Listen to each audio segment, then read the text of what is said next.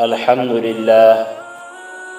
لله وكفى وسلام على عباده الذين اصطفى أما بعد فقد قال الله تبارك وتعالى في كلامه المجيد والفرقان الحميد فأعوذ بالله من الشيطان الرجيم بسم الله الرحمن الرحيم يا أيها الذين آمنوا اتقوا الله وكونوا مع الصادقين۔ میرے بھائیوں، بزرگ دوستوں، نوجوانوں، میں نے آپ حضرات کے سامنے قرآن مقدس کی ایک آیت کی تلاوت کی ہے۔ اس آیت کی روشنی میں چند معروضات آپ حضرات کے سامنے چند باتیں پیش کرنا چاہتا ہوں۔ آپ دعا فرمائیں کہ اللہ تبارک و تعالی میں صحیح کہنے اور اس پر عمل کرنے کی توفیق عطا فرمائے۔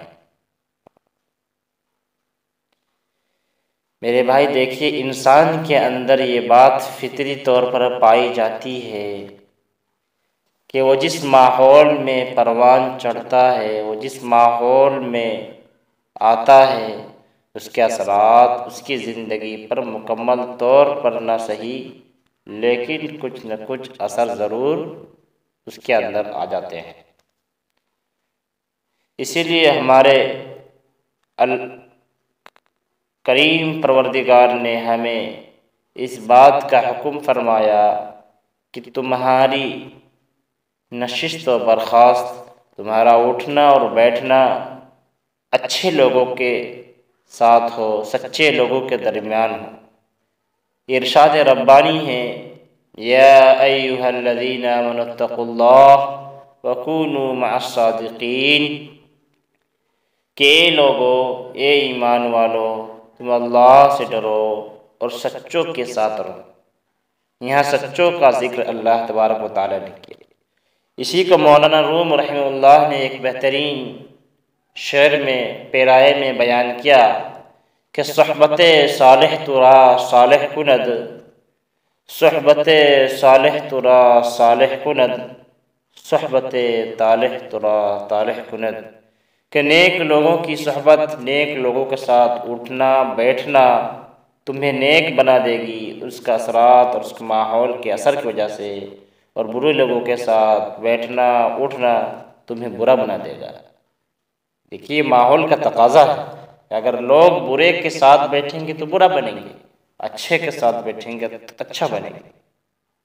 آپ عطار کی دکان جائیے گا تو وہاں کچھ نہ کچھ آپ خوشبو سے معطر ہو کے نکلیے گا، اور اسی طرح آپ لوہار کی دکان جائیے گا تو وہاں کچھ نہ کچھ آپ کو لوہار کی ہی کپڑے میں اثرات ضرور نظر آئیں گے۔ یقیناً یہ بات بلا جھجک کہی جا سکتی ہے کہ انسان پر ماحول کا اثر ضرور پڑتا ہے۔ اس کو ایک عام مثال سے بھی سمجھا جا سکتا ہے کہ جب بچہ پیدا ہوتا ہے اور کچھ ہوش سنبھالنے لگتا ہے تو وہ اپنے والدین یا گھر میں جو لوگ ہیں ان کی زبان، ان کی بول چال، یہاں تک کہ جب اس کے اندر کچھ عقل و شعور پیدا ہو جائے تو اپنے گھر کے لوگوں کی عادات و اطوار کو سیکھ لیتا ہے۔ اور شریعت کے اعتبار سے بھی یہ بات مسلم ہے، کیونکہ وہ کہتی ہے کہ ہر بچہ فطرت اسلام پر پیدا ہوتا ہے، بعد میں اس کے والدین اس کو یہودی یا نصرانی بنا دیتے ہیں۔ اسی طرح بچہ جب گھر کی چہار دیواری سے نکل بیرونی دنیا میں قدم رکھتا ہے تو اطراف اور اکناف کا ماحول اس کو نئے تجربات سے آشنا کرتا ہے، نئے تجربات اس کو آگاہ کرتا ہے۔ غرض کہ یہ بات اضحیٰ من الشمس ہے، سورج کی طرح آیا ہے کہ انسان کو اس کے ماحول ہی سب کچھ سکھاتا ہے۔ اصحاب کہف کی ہی مثال لے لیجیے آپ۔ اصحاب کہف کی مثال بھی ہمارے لیے نمونہ ہے کہ ایک کتا بندگان خدا کے تابع ہو کر، اللہ کے نیک بندے کے تابع ہو کر ان کے پیچھے چلا گیا تو اس کا ذکر اللہ نے کلام الہی میں قیامت تک کے لیے محفوظ کر لیا۔ ہم تشریف المخلوقات ہیں، کیا اگر ہم اللہ والوں کی صحبت اختیار کریں گے تو اللہ ہمیں دھتکار دے گا؟ نہیں میرے بھائی، ہرگز نہیں، بلکہ اللہ ان کے طفیل ان بزرگان دین کے صدقے ہمیں بھی راہ راست پر انشاءاللہ ضرور راہبری کریں گے، گامزن کرے گا۔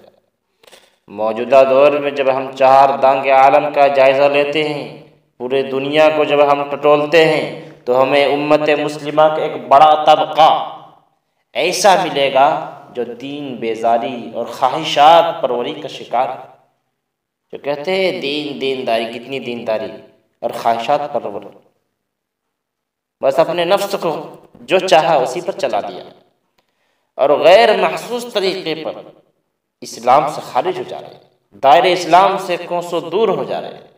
اب جبکہ باطل طاقتیں چمنستان اسلام پر حملہ کر کے اس کو ویران کرنے کی ہر ممکن کوشش کر رہے ہیں، اسلام پر حملہ کر رہا ہے، اس کو ویران کرنے کی کسی نہ کسی طرح کوشش کر رہے ہیں۔ دیکھیے موبائل کی ایجاد ہی کتنے خطرناک جو ہے پہلو پر لے جا رہا ہے آج، اسی لیے اسلام کا لیکن الاسلام یعلو ولا یعلا علیہ، کہ ان کے اسلام بلند ہی رہے گا، اس کو غالب نہیں کیا جا سکتا، مغلوب نہیں کیا جا سکتا۔ ان کے خوابوں کو چکنا چور کرنے کی ضرورت ہے میرے بھائیوں، پھر بھی لوگ اسلام اور اس کے ماننے والوں کو نیست نابود کرنے کے لیے ایلی چوٹی کا زور لگا رہا ہے۔ افسوس اس بات پر ہے کہ زندہ سمجھی جانے والی مسلم قوم غفلت میں پڑی ہوئی، اسے اپنے دین و ایمان سے کوئی سروکار نہیں، دنیا کے جھمیلوں میں پڑ کر خدا کی نافرمانی میں لگی ہوئی۔ کسی زندہ دل شاعر نے آج کے ماحول کی بھرپور جو ہے عکاسی کی ہے۔ شاعر کہتا ہے سوئی ہوئی قومیں جاگ اٹھی، بیدار مسلمہ سوتا ہے۔ سوئی ہوئی قومیں جاگ اٹھی، بیدار مسلمہ سوتا ہے، اب گہوارہ قلب مومن میں جذبہ ایمان سوتا ہے۔ دیکھیے دل مومن کا دل میں جو ہے ایمان جو ہے سمجھیے نام و نشان بھی نہیں لگ رہا۔ آج کی ایمان والوں کی یہ حالت ہے۔ ضرورت اس بات کی ہے میرے بھائیوں کہ ہم اپنے مولا کو راضی کرنے کے لیے اہل اللہ کی صحبت اختیار کرے، کسی بزرگان دین کے یہاں جا کے اپنے جو اصلاحی تعلق قائم کرے، ان سے جو ہے بیعت ہو جائے، ان کی اطلاع کرے اپنے احوال کا، کیونکہ شاعر کہتا ہے کہ اولیاء کے ساتھ چند منٹ کی معیت 100 سال کی مخلصانہ عبادت سے بہتر ہے۔ یک زمانہ صحبت با اولیاء، بہتر از 100 سالہ طاعت بیریا۔ اللہ تبارک و تعالی ہمیں صحیح کہنے اور ہمیں سچے نیک متقی اور پرہیزگار لوگوں کی عطا فرمائے اور اس پر عمل کرنے کی توفیق عطا فرمائے۔ وآخر دعوانا ان الحمد للہ رب العالمین۔